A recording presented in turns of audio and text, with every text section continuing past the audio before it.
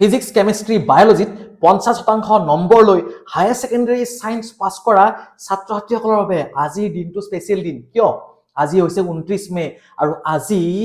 BSc nursing পঢ়িবৰ কাৰণে যেটো কমন এন্ট্ৰেন্স এক্সাম দিয়া হয় হেইটোৰ বাবে ফৰ্ম ফিলআপ কৰাৰ আজি লাষ্ট ডেটটো আগতে আছিলে হেইটো এক্সটেন্ড কৰি পিনে আজি ডেটটো কৰা হৈছে হেহে দৌৰাদৌৰি কৰা আজি সন্ধিয়াৰ ভিতৰত তোমালোকে ফৰ্ম ফিলআপ কৰিব লাগিব চোৱা 22 জুনত পৰীক্ষা আছে কিহৰ কমন এন্ট্ৰেন্স এক্সাম যেটো পাস কৰিলে তুমি বিএসসি নাৰ্ছিং পঢ়িব পাৰিবা বিএসসি নাৰ্ছিং মানে তোমাৰ সন্মুখত একদম পুৰা ধুনীয়া এটা কেৰিয়াৰ প্ৰফাইল খুল খাই যাব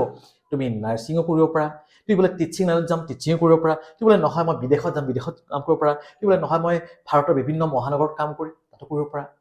বহুত অপৰচুনিটি পাবা বুজি পাইছা সেই কাৰণে ধুমধাম লাগি যোৱা তোমালোকে ভিডিওটো শ্বেয়াৰ কৰা আৰু আপোনালোকক যিসকলে চাই আছে গাৰ্জেনসকলে এই ভিডিও শ্বেয়াৰ কৰি দিয়ক যাতে কোনোবা এনেকুৱা ছাত্ৰ ছাত্ৰী যে ফিজিক্স কেমিষ্ট্ৰি বায়'লজি 50% মাৰ্কছ পাইছে থিয়ৰি আৰু প্ৰেক্টিকেলত 21 নম্বৰ হলেও পাইছে আৰু যিসকলে অলপমান কষ্ট কৰিব বিচাৰে নিজৰ লাইফটো অলপমান গঢ় দিব বিচাৰে তেনে ছাত্ৰ ছাত্ৰীসকল যাতে উপকৃত হয় আৰু তোমালোকে যদি দিছপুৰ নাৰ্ছিং ইনষ্টিটিউটত পঢ়িব আহা কিবাকে তেতিয়া হলে মই পঢ়াম তোমালোকক হয়নে আহিবা লগ পাম